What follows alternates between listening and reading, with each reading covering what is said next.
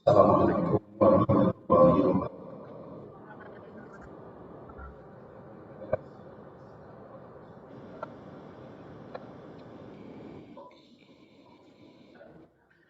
Ibu rahimahullah, tadabbur hadis tentang mukmin yang kuat, lebih baik dan lebih dicintai Allah merupakan bagian ketiga. Jadi namatkeun Allah nanti bulan Syawal hadis yang baru ya. Yaitu bunyinya adalah hadis al-mu'minul qawi khairum minal mu'minid dhaif wa ahabbu ila Allah. Al-mu'minul qawi khairun wa ahabbu ila Allah minal mu'minid dhaif wa bi kullin khair ahris ala ma yanfa'uka. Dan sekarang giliran kalimat yang keenam, yaitu wa in asobaka syai'un fala taqul lau anni fa'altu kana kada wa kada. Wa in asobaka, dan apabila menimpamu syai'un sesuatu, fala taqul, maka jangan kau katakan lau anni, andaikan aku fa'altu kana, mengerjakan sesuatu, kada wa kada, akan begitu, akan begini. Jadi kalimat wa in asobaka syai'un itu jika sesuatu menimpamu. Perkataan asobakah itu kan bisa baik, bisa buruk, musibat itu. Kalau kita kan biasanya yang namanya musibat teh buruk saja ya. Tapi kalau yang baik-baik mah tidak disebut musibah. Tapi kalau dalam bahasa hadis mah asobah. Asobah itu bisa baik, bisa buruk. Asobah kasayun sesuatu. Tapi di sini syai'unnya memang yang negatif. Jadi konteksnya kalimat ini musibat yang kurang menyenangkan. Apabila sesuatu yang kurang menyenangkan menimpamu, atau jika sesuatu yang kurang dikehendaki menimpamu,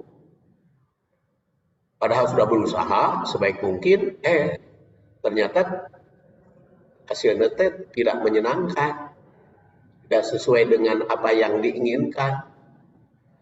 Fala taqul, jangan engkau katakan andaikan aku, andaikan gini. Ya, kalau sesuatu yang padahal kamar teh lain kitu, kudu nama kudu kieu, nah itu teh kan tidak ada artinya ngomong kitu teh, bicara kitu. Andaikan.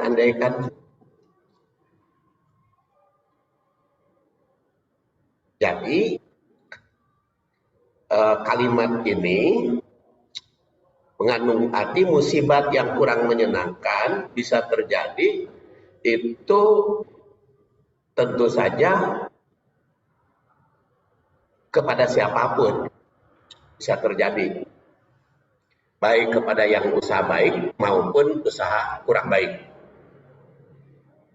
Kemudian yang kedua, jangan mengeluh atau menyesali sesuatu kejadian yang tidak ada artinya. Jadi jangan terlalu banyak lah, jangan terlalu banyak mengeluh kalau sesuatu yang tidak kehendaki. Kemudian jika ada kegagalan, jangan disesali, tapi hendaknya menjadi pelajaran masa depan. Keempat, penyesalan masa lalu yang tiada artinya untuk masa depan jangan dilakukan. Jadi pelajaran bagus, tapi kalau hanya disesali saja, hanya kalungkul, tidak ada arti. Kemudian perkataan lau yang berarti andaikan itu membawa keluhan yang tiada arti. Kalau andaikan sudah terjadi itu tidak ada manfaat. Keenam, usaha untuk perbaikan masa depan tentu mesti dilakukan. tadi untuk dijadikan pelajaran mah. Kemudian jangan terlalu banyak lamunan, tapi programkan masa yang akan datang. Kemudian walakin, tapi katakanlah kul qadarullah, itu takdir Allah. Jadi kalau kita berusaha sebaik mungkin tapi ternyata gagal, itu takdir Allah. Jadi yakin jika telah terjadi sesuatu yang kurang diinginkan sebagai takdir. Walau ketika bekerja harus giat, tidak boleh mengandalkan atau menyerahkan pada takdir. Jika dalam usaha harus sekuat tenaga berjuang dengan segala kekuatan, namun jika telah terjadi, jangan disesali tanpa arti. Pasrah kepada Allah yang memiliki kekuasaan. Takdir yang baik mesti dikejar. Jangan menyerah. Karena mukmin mesti kuat. Namun kekuatan manusia terbatas. Karena ada kekuatan yang mutlak, yaitu takdir. Jadi kalau kita baca hadis ini urutannya, nyebutkan, oh eta mah takdir, eta teh kalau sudah terjadi. Jadi kalau belum terjadi mah jangan mengatakan dah ada kena kumaha takdir we.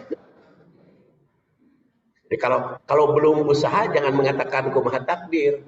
Umpamanya kesehatan nih. Rek gering rek itu mah kumaha takdir. Bukan itu. Tapi harus berusaha sekuat tenaga akan sehat. Tapi kalau sudah berusaha menjaga kesehatan tapi tetap gering, nah itu baru takdir. Jadi ya kita ingat kepada lalakon Umar bin Khattab.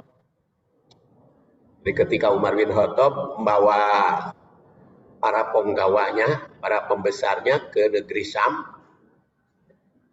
sudah disiapkan mau pergi ke negeri Syam, tahu-tahu sebelum sampai ke negeri Syam ada berita bahwa di negeri Syam itu sedang dilanda taun, dilanda pandemi. Maka Umar bin Khattab mengajak para pembesarnya, kita batalkan saja ke negeri Syamnya, jangan diteruskan. Ada sahabat jawab tanya, loh ya Amirul Mukminin, bukankah urusan penyakit mah urusan takdir?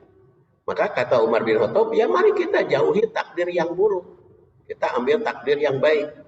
Jadi kalau belum terjadi jangan mengatakan takdir atau jangan istilah takdir, tapi kalau sudah terjadi walaupun usaha terus baru. Di kekuatan manusia karena memang terbatas. Jadi usaha mah harus sekuat tenaga supaya kuat mental tadi. Allah tidak, karena apa? Allah Subhanahu wa taala tidak akan mendolimi manusia dengan takdirnya. Mukmin yang harus berkeyakinan bahwa nasib buruk itu ada kaitan dengan amal. Jadi kalau sesuatu itu buruk menimpa ada kaitan dengan amal, tapi bukan untuk disesali. Tapi itulah keyakinan. Ada para istilah itu. Ada takdir mubrom, ada goer mubrom. Goer mubrom itu yaitu yang bisa diubah oleh Allah Subhanahu wa taala, tapi atas dasar usaha. Tapi kalau mubrom sudah terjadi. Ingat kepada surat 41 ayat 46. A'udzubillahi minasyaitonirrajim, man amila sholihan falinafsi. Barang siapa yang beramal soleh maka untuk dirinya. Waman asa'a fa'alaiha. Barang siapa yang berbuat buruk maka tanggung jawabnya. Jadi kan di sini kaitan dengan amal. Jadi kalau amal soleh akan mendapat bagian baginya, kalau amal buruk akan tanggung jawab. Karena apa? Karena wa ma rabbuka bidzalamin lil abid. Allah itu tidak pernah dolim kepada hamba. Pokoknya Allah mau ngerugikan gitu ya. Sama terus saja. Berdasar ayat ini orang yang berbuat kebaikan itu bakal mendapat kebaikan. Orang yang berbuat keburukan maka akan tertimpa keburukan. Ini merupakan hukum kausalitas, hukum sebab akibat. Maka jika gagal,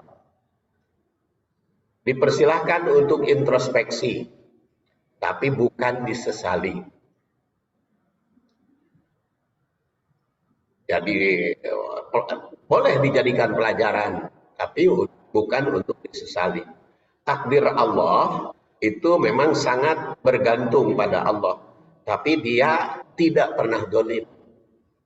Keyakinan tidak pernah dolim itu harus memberikan didikan kepada kita untuk sifat optimis. Wa ma asabaka min musibatin fabima kasabat aydikum.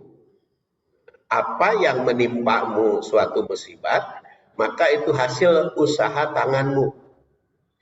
Jadi pasti ada kaitan, ada kaitan dengan usaha. Jadi kalau mengalami kegagalan, kalau mengalami ketidaknyamanan, pasti ada usaha. Walaupun kita berusaha sekuat tenaga sebaik mungkin, ya. Di masa tua kan Rasulullah SAW bersabda, tadawahu ya ibadallah, fa inna likulli da'in dawaan illa sam. Para sahabat bertanya, wa masam, yaitu al-haram, awal maut. Wahai umatku, berobatlah, karena sesungguhnya tidak ada penyakit kecuali ada obatnya. Kalau Allah Subhanahu wa taala menurunkan penyakit, pasti Allah menurunkan obat, dan itu yakin. Setiap penyakit itu ada obatnya. Kunaon cenah abdi mah berobat wae tapi teu cager-cager can kapengi teh obatna. Bukan berarti tidak ada obat. Cuman can kapangi obatna. Illal haram, kecuali penyakit tua. Wal maut, dan penyakit maut. Penyakit tua teh naon? Bukan penyakit di masa tua. Jadi tua itu bisa diubah. Jadi kalau kita lanjut usia itu berubah gitu ya, ada perubahan itu mah tidak bisa diobati, ada penyakit tua namanya. Tetapi penyakit di masa tua, tapi ketuaan tidak bisa diobati.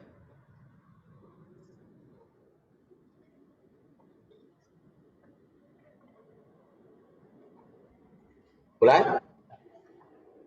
Ya kalau penyakitnya mah ada obat, karena itu kan Rasul menyatakan fa inna likulli da'in dawaan.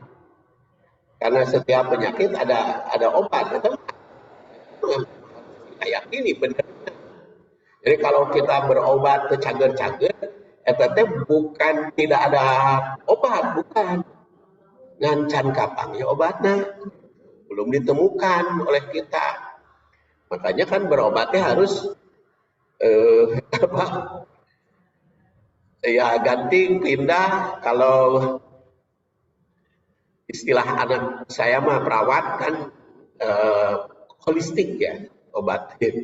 Makanya kan sekarang mah diakui itu pengobatan, ada pengobatan medis, ada non medis. Di pengobatan medis, non medis, di medis juga kan ada akupuntur, kemudian ada psikologi, ada psikologi, ada psikis, ada psikis. Dulu makan rumah sakit teh menang ditungguan. Dulu mah, jadi rumah sakit teh kudu dipasrahkeun we ka perawat. Tapi kan sekarang seluruh rumah sakit di Indonesia memperbolehkan ditungguan, karena hasil penyelidikan pengobatan yang paling utama keur gering teh didampingi oleh orang yang ia senangi. Ya, jadi membawa kesembuhan. Jadi yang mendampinginya itu orang yang disenangi pasien, yang disenangi yang sakit itu. Ya, jangan didampingi oleh yang dibenci. Jadi makanya pengobatan itu harus holistik, segala-galanya, ya, baik medis maupun non medis. Makanya ada doa selain berusaha. Kan ada hadis riwayat Bukhari ketika salah seorang sahabat menghadap kepada Rasulullah, ya Rasulullah, inna akhi istaka, dia mengadu kepada Rasul, saudaraku sakit, menurutnya sakit wae. Kata Rasulullah, kan iski asalan, beri minum madu, balik kasih minum. Ternyata begitu dikasih madu, kecager kene, balik deh kepada Rasulullah, ya Rasulullah, sudah saya kasih madu tapi kecager kene. Kata Rasulullah, iski asalan, minum deh madu. Sampai 4 kali sahabat itu kecager-cager. Kata Rasulullah, iski, eta mah perut kamu nu bohong. Kata Rasulullah, batnu akhik itu kadibah, perut kamu yang bohong, iski. Akhirnya dikasih lagi, baru sembuh. Itu hadis riwayat Bukhari. Itu apa maknanya? Ya, berobat tuh harus berusaha. Jadi diusahakan. Bukan berarti harus madu saja, kan macam-macam. Itu salah satu contoh. Makanya ada yang 3 kali, ada yang 4 kali kan diminum teh. Itu mah kebenaran para sahabat sakit teh sembuh dengan meminum madu 4 kali.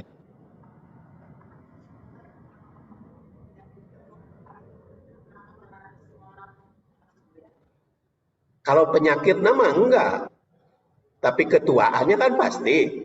Tapi penyakit nama enggak, tergantung masa muda kan. Penyakit nama kan ada masa tua, ada penyakit masa tua. Ya, tapi kan tidak semua kan ada yang sudah tua tapi jag-jag. Mahathir Muhammad umurnya 87, masih kena jag-jag kan, masih jag-jag waringkas. Itu yang mantan Perdana Menteri Malaysia kan masih ceramah ke Indonesia tahun yang lalu. Jadi tidak semua, jadi hanya kalau kita selidiki ini kul qadarullahnya setelah terjadi, nah itu teh ada kaitan di masa muda. Makanya saya sering ke anak-anak yang masih muda itu, kalau jaga kesehatan itu harus sejak muda. Ya pokoknya mah kalau kita lihat di surat Abasa kan falyanduril insan ila to'ami, itu masalah makanan kan. Masalah makanan itu harus dijaga sejak muda. Kalau sekarang kan anak-anak muda banyak yang tidak peduli tentang makanan. Tidak ya seperti kata dokter ahli gizi membangsa, makanan kalengan, minuman soft drink bangsa begitu kan, itu kan penyakit, itu menimbulkan penyakit. Jadi kalau minum kopinya bukan kopi asli tapi kopi instan, itu kan bukan kopi, tapi itu mengandung bukan asli. Jadi banyak yang begitu. Jadi oleh karena itu kalau kita baca urutan hadis ini mah ada kaitan dengan masa muda. Maka di masa tuanya beda-beda. Kan kita Di kita juga kan ada yang punya penyakit, ada yang biasa-biasa saja, ada yang sejak waringkas. Itu dilihat masa mudanya. Karena apa yang dari insan ila ta'ami. Jadi makanan ada kaitan dengan makanan kalau berdasar surat Abasa. Jadi tidak semua sama gitu penyakitnya, tidak semua sama. Maka harus yakin fa innalikul da'in dawaan. Setiap penyakit ada obat itu pasti yakin. Jadi kalau belum ditemukan ya itu bukan tidak ada, tapi can kapanggih we berobat. Apalagi kan sekarang mah geus mayarna ti baheula ya, BPJS baheula. Sekarang mah berikut akibatnya ya tinggal berobat. Jadi kenapa sekarang itu semua rumah sakit penuh? Kan rata-rata seluruh rumah sakit penuh. Mereka dirawat di Hararese, seluruh rumah sakit. Karena memang sekarang itu ada program FTT, semua bayar di awal, tinggal make gitu. Jadi para ridho di mana-mana gitu. Kemudian di sini dikatakan wa masa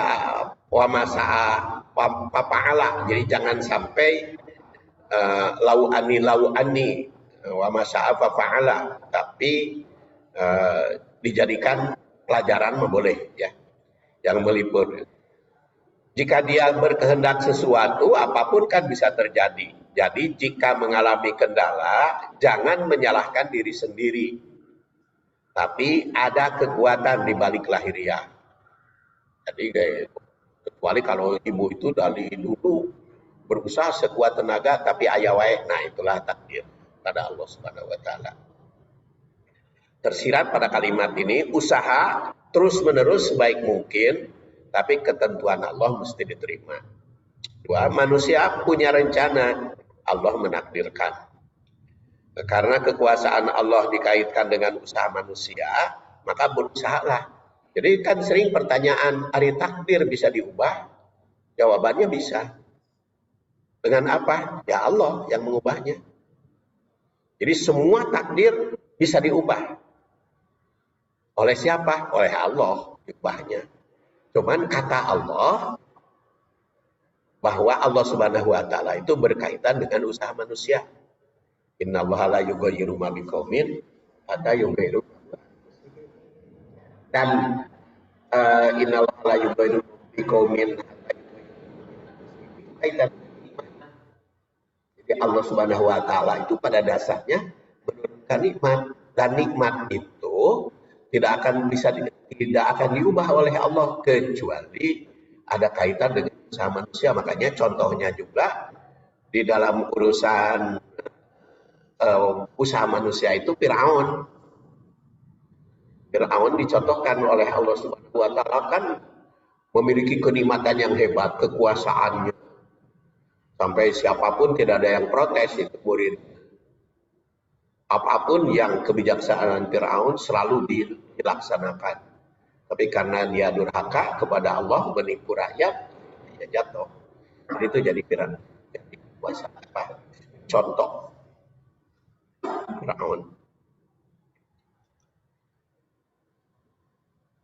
Fa inna lahu, karena kata-kata andaikan itu taftahu amala syaitan, membuka amal perbuatan setan. Kalau banyak mengatakan andaikan aku, andaikan lamun baheula teh henteu kieu, lamun baheula teh kitu, teh mendatangkan amal setan.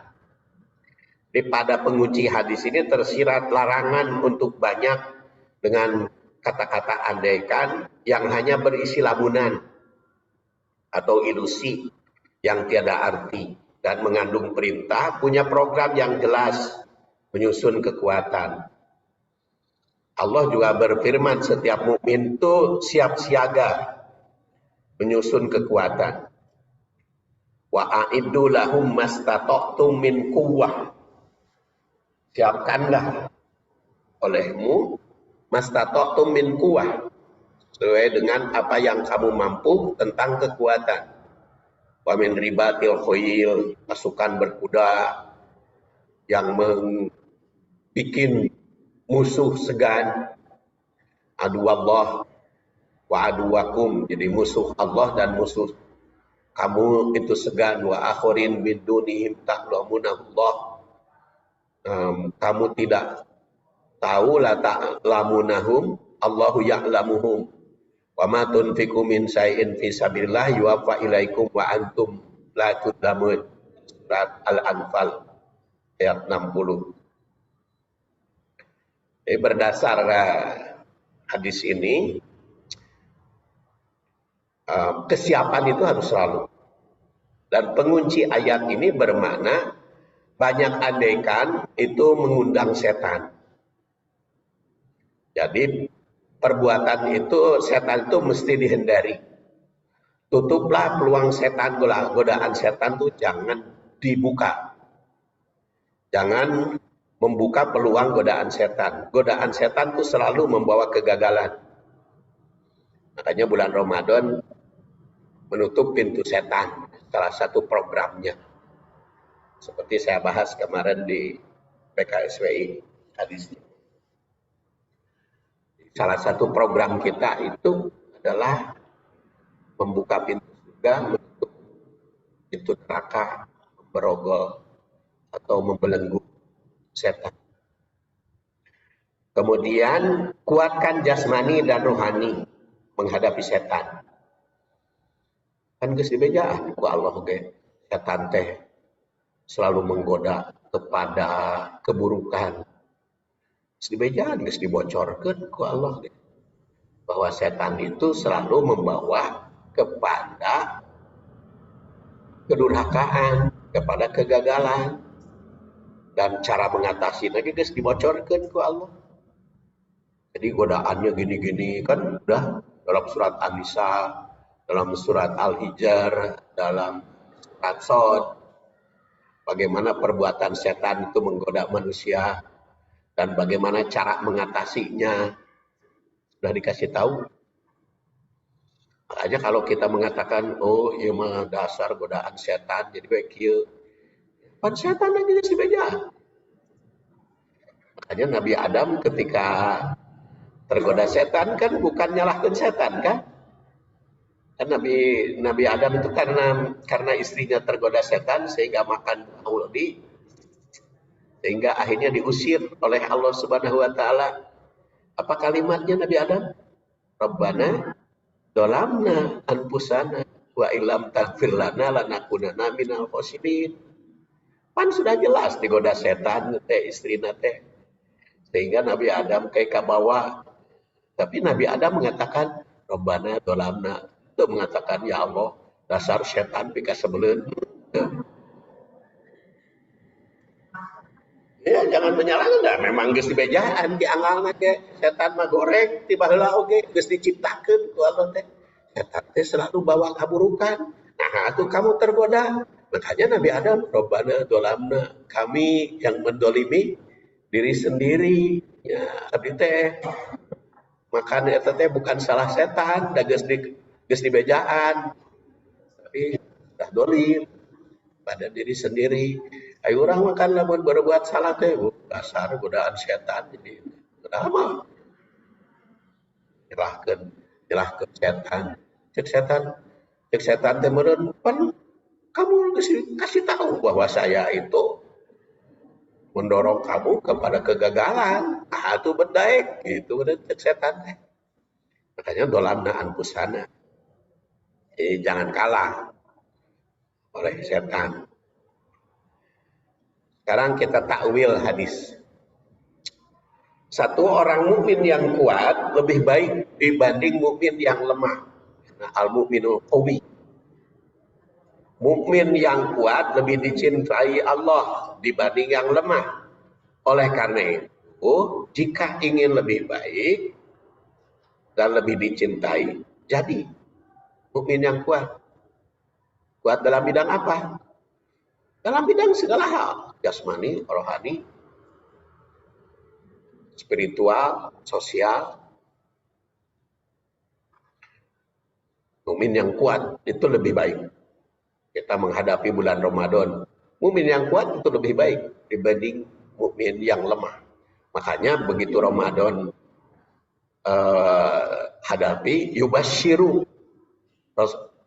karena Rasulullah SAW yubashiru ashabahu berja'akum Ramadan.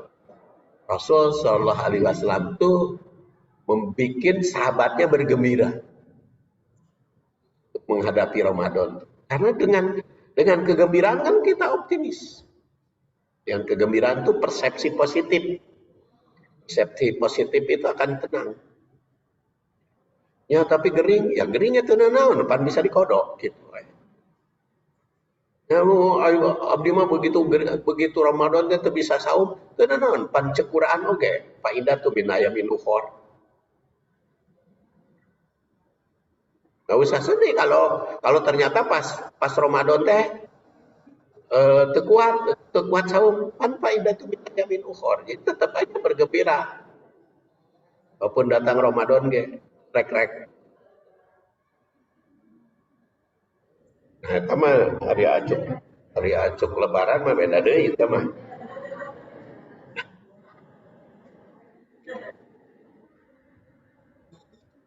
Dan yang kedua, agar dicintai Allah dan meraih derajat baik, maka mesti semangat memperkuat diri dalam segala bidang, baik jasmani, rohani maupun ekonomi. Jangan terlemahkan. Orang lemah derajatnya itu di bawah mukmin yang kuat. Jadi kalau orang lemah itu derajatnya di bawah mukmin yang kuat. Kalau ingin dicintai Allah, kuat. Ya minimal kalau tidak kuat ekonomi kayak mental. 3, kekuatan mesti diusahakan. Jangan menyerahkan kepada takdir. Jadi kita iman kepada takdir, tapi bukan berserah pada takdir. Berserah mah pada Allah, bukan berserah pada takdir. Kekuatan mesti diraih oleh setiap individu. Jangan mengandalkan pihak lain. 4, dalam situasi dan kondisi apapun, mukmin akan tetap meraih kebaikan, baik di kala kuat maupun di lemah. Bahkan di kala tertindas. Nah, pandai menghadapinya. Kalau ternyata tertindas, ya tetap pandai menghadapi. 5, setiap muslim jangan lemah dalam kondisi apapun, baik sedang jaya maupun terkalahkan. Mental mukmin itu mesti kuat karena dasar iman. Semangat juang meraih manfaat tetap tertanam dan tetap usaha itu dilakukan. Kemudian ke-6, pertolongan Allah senantiasa diminta. Wasta'in billah. Hanya kepada Allah minta pertolongan, maka menanamkan semangat penuh harap dan rahmat dan pertolongan. 7, jika mengalami kendala, tidak boleh mengalami stres, apalagi depresi. Karena yakin atas takdir Allah Subhanahu wa taala. Kan sekarang banyak itu caleg-caleg yang depresi. Sampai ada yang menutup jalan, aduh nagih deui nu geus dibagikeun. Anu malah wae.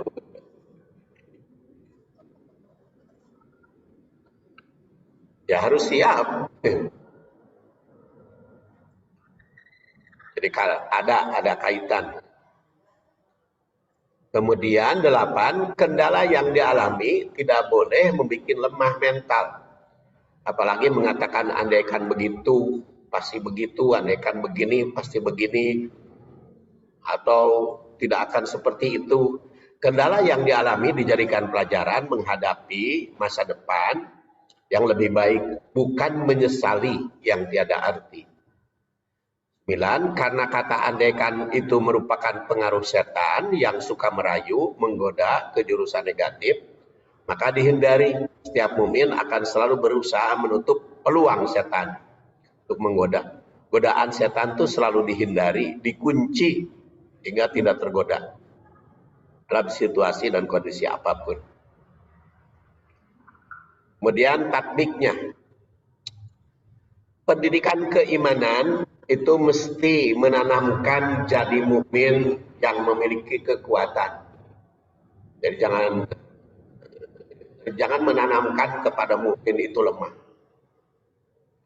Ya, disuruh bertobat mah betul, tapi jangan membuat lemah gitu, diri sendiri. Gitu.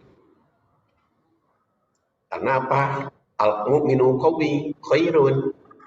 Di kalimat al-mu'minu qawi khairun itu memberikan dorongan semangat, jangan lemah. Jadi minimal kekuatan mental, kekuatan iman. Iman pada takdir bukan untuk mengandalkan sebelum berusaha, tapi untuk mengembalikan hasil usaha. Itu iman kepada takdir, jadi mengembalikan hasil usaha. Manusia mesti punya rencana matang dalam segala tindakan, tapi hasilnya diserahkan kepada Allah. Dalam bidang apapun, kita harus berusaha, tapi hasilnya serahkan kepada Allah. Jadi serahkan teh hasilnya hari usaha nama sorangan gitu. Jadi harus sendiri usaha nama. Cuman hasilnya takdir kepada Allah. Kedua, orang mukmin yang kuat itu selain lebih baik, tapi juga lebih dicintai. Hanya di situ dikatakan ahabbu wa ahabbu ilallah minal mu'minid dhaif, dibanding yang lemah. Kecintaan Allah lebih tinggi pada orang mukmin yang kuat. Jika ingin mendapatkan kecintaannya, jangan menjadi mukmin yang lemah. Jangan mau menjadi mukmin yang tertindas. Maka semangat berjuang menjadi yang kuat itu tetap lebih baik. Jadilah sebagai mukmin yang sangat dicintai Allah. Dengan demikian kecintaan Allah itu mesti diperjuangkan. Ingin dicintai Allah. Jangan sampai mengatakan kita mah kumaha Allah rek cinta rek henteu. Jangan sampai begitu. Kita harus berusaha ingin dicintai oleh Allah Subhanahu wa taala. 3. Penanaman kuat mental itu berawal dari diri sendiri. Utamanya persepsi yang positif, merasa kuat mentalnya. Makanya saya sering mengutip doa bangun tidur. Doa bangun tidur itu menanamkan kekuatan. Kan begitu bangun, alhamdulillahilladzi ahyana ba'da ma amatana wa ilaihin nusur. Segala puji bagi Allah yang telah menghidupkan kami yang membangunkan kami setelah tidur.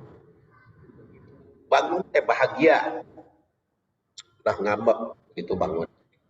Alhamdulillah. Sarua Bu tidur bangun kesiangan ge tetep alhamdulillah. Teu sugan teh ai doa kasiangan mah teu alhamdulillah tetep. Kesiangan juga alhamdulillah. Alhamdulillahilladzi ahyana itu teh namanya persepsi positif. Jadi begitu bangun tuh persepsi positif terhadap keadaan. Jadikan segala situasi dan kondisi apapun pasti ada kebaikan. Makanya di situ di dalam hadis dikatakan wa fi kullin khair. Di dalam situasi kondisi apapun pasti ada kebaikan bagi kita. Oleh karena itu apapun yang disarankan oleh Rasul yang kita ikuti. Karena kalimat ini merupakan pendidikan agar kuat mental, wa fi kullin khair. Tatkala ada kendala, yakin dalam hal itu pasti ada kebaikannya. Dengan keyakinan tersebut, manusia dididik pandai mengambil hikmah, pandai mengambil manfaat. dalam segala kejadian, pandai mengambil manfaat. Kemudian yang keempat, dalam meraih kekuatan sebagai mukmin itu mesti semangat berjuang untuk mendapatkan manfaat. Rasul menandaskan akhris ala ma yanfa'uka. Semangatlah berusaha secara giat untuk meraih manfaat bagimu. Ini merupakan etos kerja mukmin. Semangat untuk mendapatkan manfaat sebanyak-banyaknya merupakan etos yang selalu menyusun kekuatan. Jadi mesti pandai mengambil manfaat dalam segala hal, baik di kala suka maupun di kala duka, baik di kala bahagia maupun di kala kendala. Hanya saya katakan kan, walaupun dalam keadaan sakit, kalau kita ada pandai mengambil manfaat, maka si penyakit itu merasa hilang sebentar ketika kita sabar. Ketika menerima apa adanya, maka kita otomatis hilang rasa sakit itu. Makanya ahlis alama yang fauka, yang mengambil manfaat, untuk mengambil manfaat. Kelima, jangan mengharapkan pertolongan dari manusia, tapi minta bantuan, minta pertolongan atau mengandalkan bantuan sesama manusia itu hanya menunjukkan kelemahan. Kalau kita mengharapkan bantuan, mengharapkan pertolongan sesama, itu menunjukkan kelemahan. Justru makanya di sini wasta'in billah. Kalau minta pertolongan, minta bantuan itu kepada Allah. Sebab kalau kita mengharapkan bantuan, ya, itu lemah. Makanya kalau tidak ada bantuan dari pihak manapun, wasta'in billah. Jangan menimbulkan kelemahan. Nah, jika ingin mempunyai kekuatan, maka minta tolonglah kepada Allah. Sebagaimana ditandaskan wasta'in billah. Hanya mengandalkan pertolongan Allah, tidak mengandalkan kepada manusia. Karena mengandalkan manusia bakal menanamkan kelemahan. Tapi kalau tidak mengandalkan manusia, hanya mengandalkan Allah, maka menumbuhkan kekuatan. Kekuatan mental itu berawal dari kekuatan hati atau nurani. Pertolongan Allah yang hanya diharapkan, yakin Allah tidak pernah berbuat zalim, mau menganiaya, mau ngerugikan manusia. Maka baik sangka kepada Allah. Ya, husnudon kepada Allah. Innallah Allah Subhanahu wa taala itu ala donni abdi. Ana ala donni abdi. Aku itu sesuai dengan sangkaan hambaku. Jangan menyangka Allah terbenci. Ya, Allah itu selamanya sayang pada manusia. Bahkan kepada orang kafir aja kan sayang Allah teh. Sok ayeuna Israel sakit jahatna kepada orang Palestina. Pan malah angin puting beliung kalakah di dinya, pan di Sumedang. Mereka ekek, cek orang malah di Israel anu ganas gitu. Pinahkeun gitu angin tornado, angin puting beliung kalakah di Ranca Ekek di Medang.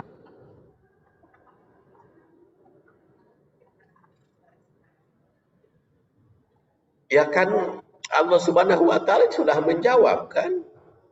Allah Subhanahu wa taala menjawab kan, laisalaka amrun. Bukan urusanmu, urusan menyiksa ataukah mengampuni. Laisa. Surat Ali Imran 128 kan begitu. Ya, jadi sing diberi pertolongan orang yang tertindas, mengalahkan orang-orang kafir. Jadi yang kita doakan itu bukan kehancuran Israel, tapi keselamatan orang Palestina. Jadi ya Allah, selamatkanlah kaum muslimin di Palestina. Itu yang kita doakan. Kumaha we cara menyelamatkan nama terserah gitu. Karena Allah menyatakan urusan Allah, urusan menyiksa atau urusan mengampuni itu urusan Allah. Kan itu teguran kepada Rasul. Waktu sebelumnya Rasul itu mendoakan orang-orang yang menindas kaum muslimin. Kan Rasulullah SAW mengirim surat dibantai kan, kaum muslimin tuh ada yang disiksa. Sehingga Rasul itu berdoa, ya Allah hancurkanlah si anu. Turun ayat itu, surat Ali Imran 128. Bukan urusanmu. Apakah Allah menyiksa mereka atau Allah Subhanahu wa taala mengampuni mereka, bukan urusanmu. Sehingga Rasul itu berhenti doa itu, doa yang kunut dan silah. Maka akhirnya Rasul itu memohon kepada Allah untuk diberi kekuatan. Orang-orang mukmin diberi kekuatan. Jadi kalau orang mukmin diberi kekuatan dan diselamatkan, apakah timbul kehancuran musuhnya atau bagaimana? Wansurna alal qaumil kafirin. Jadi wansurna alal qaumil kafirin itu kan doanya, ya Allah tolonglah kami, saya bisa mengalahkan. Allah itu kan mengalahkan. Wansurna alal qaumil kafirin. Tolonglah kami bisa mengalahkan orang kafir. Bukan hancurkanlah orang kafir, bukan begitu. Jadi, bisa lakukan Allah. Namun kita mau disiksa-siksa wae. Ada apa tahu ini atau orang urusan kalau asas oke ada habis sesuai dengan usahanya, makanya diberi kekuatan dan buktinya kan orang Palestina Hamas itu diberi kekuatan, jumlahnya kan sedikit Hamas itu, tapi justru itu yang paling ditakuti. Jadi kan penduduk Palestina itu banyak ya, tapi Hamasnya sedikit. Tapi yang ditakuti Israel kan Hamas. Karena apa? Karena orang-orangnya kuat, mental. Ya, makanya kan ingin membantai Hamas Israel tuh. Tapi yang terkena ya 30.000 bukan Hamas. Hamas nama angker we. Sedikit anu terbunuh kan sedikit Hamas. Nah, itulah kekuatan ya. Kekuatan.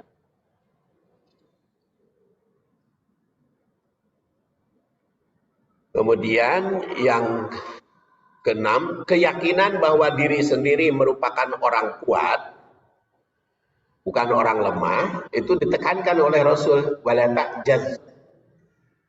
Jangan kamu menjadi orang lemah, jangan bersikap lemah, maka akan menguatkan itu. Oleh karena itu, jangan banyak mengeluh tatkala gagal, jangan terlalu banyak menyesal tanpa arti. Tanamkan sabar tatkala gagal, pandai bersyukur ketika berhasil. Kan kegagalan itu di kita itu banyak yang tidak bersyukur. Duka teuing Rasul teh kaum wanita lebih banyak yang disebutkan. Jadi kan kebanyakan yang masuk neraka itu wanita. Kenapa ya Rasulullah ke wanita? Kata kupur kepada suami. Tidak bersyukur. Apa kunaon? Nah, Rasul itu menyebut kepada kaum wanita. Kaum wanita teh sudah tara salat, bukan. loba kupur kepada suami. Nah itu sindiran ti Allah. Makanya pandai-pandailah. Pandai-pandai bersyukur teh bukan hanya alhamdulillah, tapi sikap. Jadi perasaan, sikap, persepsi positif. Apapun yang terjadi, banyak tasakur kepada Allah teh bukan hanya kalau alhamdulillah maka itu ritualnya, tapi bagaimana sikap menerimanya. Kemudian ketujuh, jauhi pandangan negatif pada diri sendiri dan pada orang lain. Jangan berpikir negatif pada diri sendiri maupun pada pihak orang lain. Karena negatif thinking itu membuat diri lemah. Ya, pola pikir memandang orang lain jelek, memandang pihak lain salah, itu juga negatif thinking. Ya, harus positif. Aneh.